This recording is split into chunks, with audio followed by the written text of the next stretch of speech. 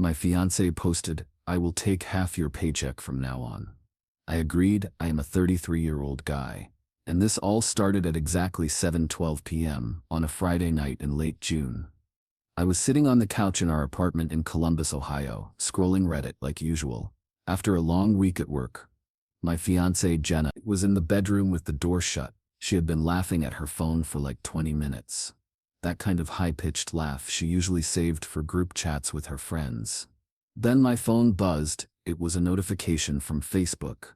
I hardly use Facebook anymore, but Jenna tags me sometimes. Opened it and nearly dropped my phone. There it was in black text under her name. "From now on I will be taking half of Matt's paycheck. Do not worry." He agreed. I froze. I was not sure if it was a joke or if she had lost her mind. We had never even talked about her having access to my paycheck. We split bills evenly. I had a separate savings account I had built since college. And now she was broadcasting this online. I walked to the bedroom and pushed the door open. "Jenna, what the hell is this?" I held up my phone. She smirked, barely looking up. "Relax, it is just a joke. Everyone knows it is a joke. Does not look like a joke." She shrugged. "Come on, people post funny couple stuff all the time. It is not that deep." But here is the thing.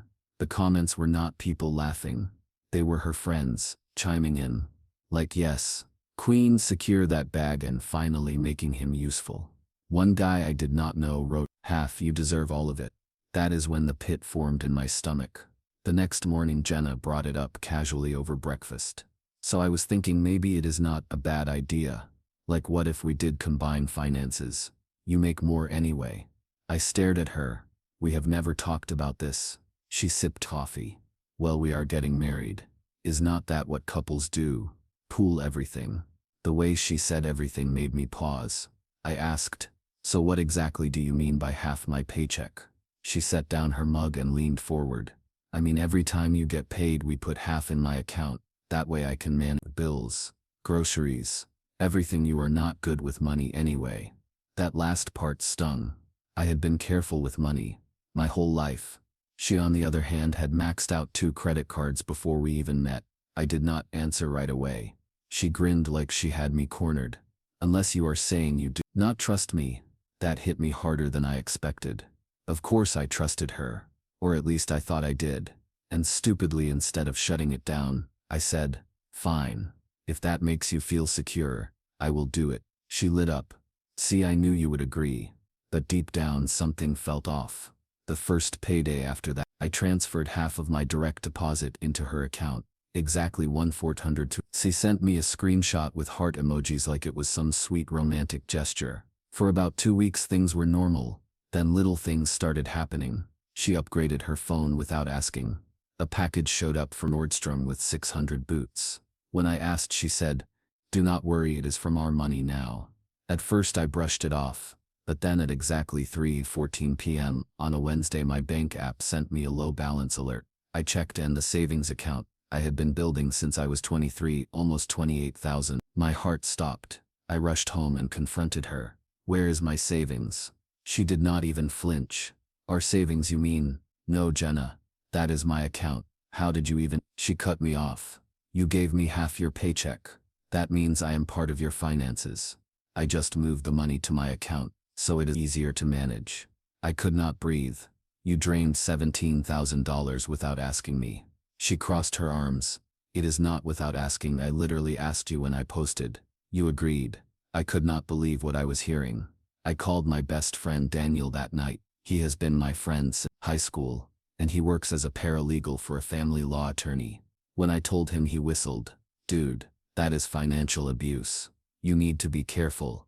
Document everything." So that is what I started doing. Screenshots of her post. Screenshots of transfers.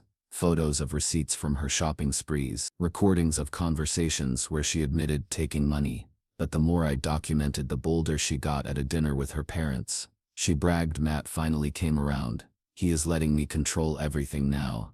It is so much easier." Her mom smiled like it was normal. Her dad chuckled and said, "Smart girl, keep him in line." I sat there gripping my fork, smiling like everything was fine. But inside I was boiling. The next twist came. A week later, at 11:47 p.m. on a Saturday, I got an email alert. New credit card application approved. Under my name, with my social security number. I had not applied for anything. I woke Jenna up and showed her. She yawned. "Oh yeah, I did that. We needed a backup card. You committed fraud in my name." She rolled her eyes. "It is not fraud if we are engaged. You are so dramatic." That was the moment I knew I could not just let it slide. I went to see Daniel's boss, Lawson, the family law attorney. He looked over my evidence and said, "This is serious. If you marry her, she will have legal access to everything. She could bankrupt you in a year. I recommend ending this engagement immediately." I nodded, but part of me still hesitated. We had been together 4 years, already put down a $5,000 deposit on the wedding venue. My mom adored her. Breaking it off would blow up my whole life. But then came the final straw. It was a Thursday morning at 8:06 a.m. I was on my way to work when I got a call from my bank's fraud department. Someone had tried to wire an account to an account under the name J. Carter. That is Jenna's last name. I felt cold all over. I raced back home, stormed into the apartment, and yelled, "Did you try to wire 10 grand this morning?" She blinked, caught off guard, then said, "Why are you acting like it is a big deal?" "I was just moving it. Keep it safe." "Safe from who?" I shouted. "You are stealing from me." Her face twisted. "It is not stealing. It is mine too." And that is when I realized she really believed it. She thought she was entitled to everything I had. That night, I quietly packed a bag, grabbed my important documents, and went to stay with Daniel. I blocked Jenna on everything.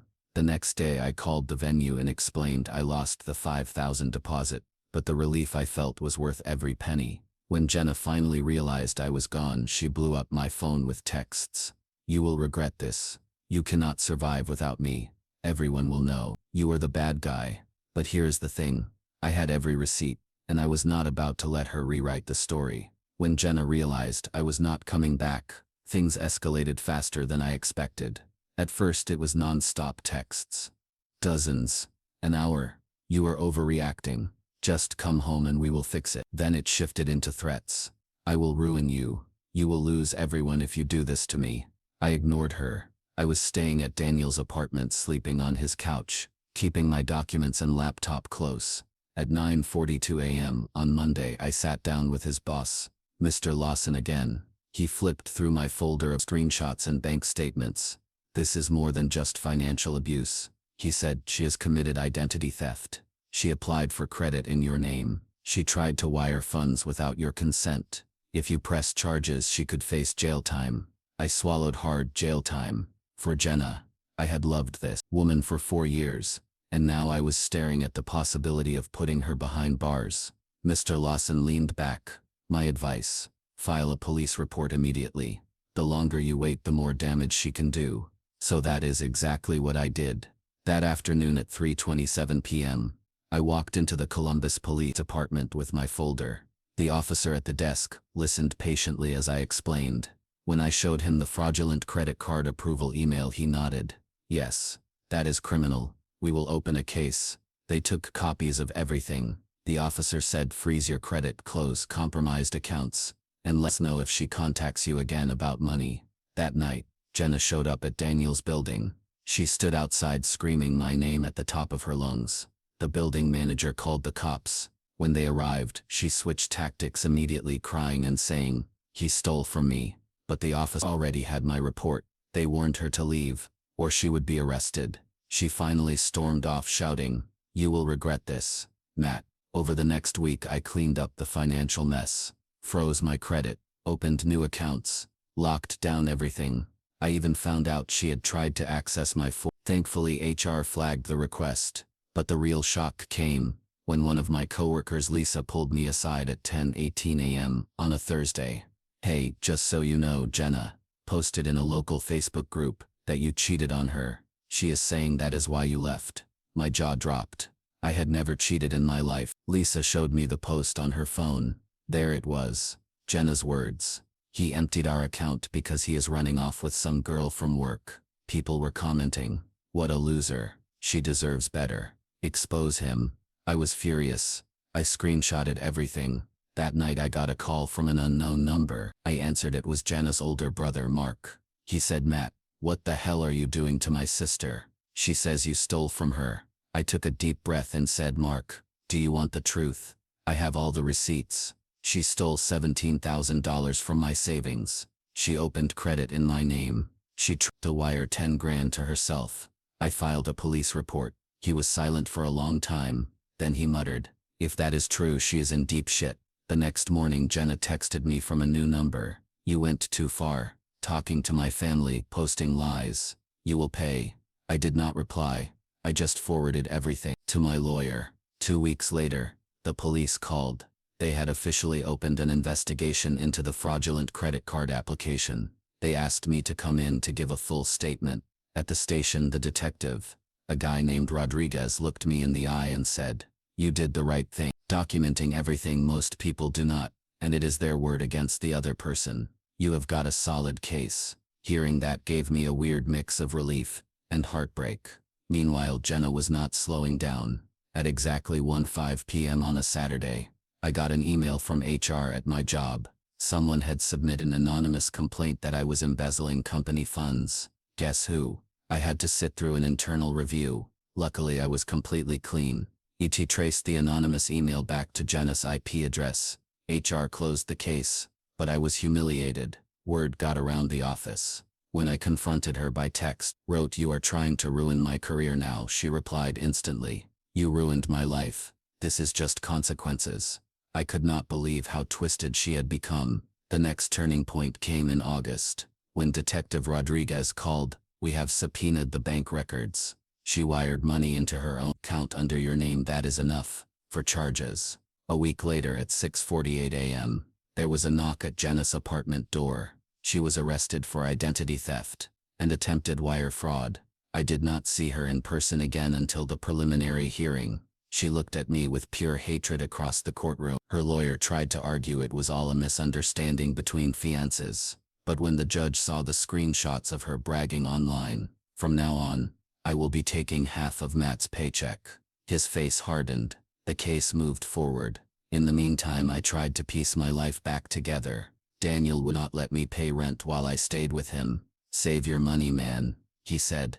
You have been through enough. My mom cried when I finally told her everything. I thought she was perfect for you, she whispered. I am so sorry I pushed you toward her. I told her, it is not your fault. She fooled all of us. October, Jenna finally pled out. Her lawyer cut a deal: restitution, plus 2 years probation with 6 months of house arrest. She had to pay me back the $17,000 she drained. The irony, she did not have the money. Her parents ended up covering most of it. The wedding venue kept the $5,000 deposit, but I did not care anymore. I was just glad to be free. Months passed. Life slowly got normal again. I moved into a new apartment. I started going to therapy to process everything. Then one night at 9:11 p.m., I got a random text from Jenna. You destroyed me. Are you happy? I stared at it for a long time before replying. No, Jenna, you destroyed yourself. Actions have consequences. She never replied again. Now it has been a year. I am in a much better place. I have learned to protect myself financially and emotionally. I am dating again, slowly, carefully. And sometimes when I think back to that night she posted, we'll take half your paycheck from now on, I almost laugh. Because she was right about one thing. She did take half my paycheck, but in the end, she lost everything else. P.S. Jenna, if you ever read this, I want you to know I kept every receipt. And that is why you could not bury me under your lies. Thanks to everyone who has been following this. And A few people asked if she ever tried to reach out again through friends. She did. She asked Daniel to mediate. He blocked her instantly. She also showed up at my new place once, but the restraining order took care of that quick. And for anyone dealing with something similar, document everything. Do not wait until it is too late.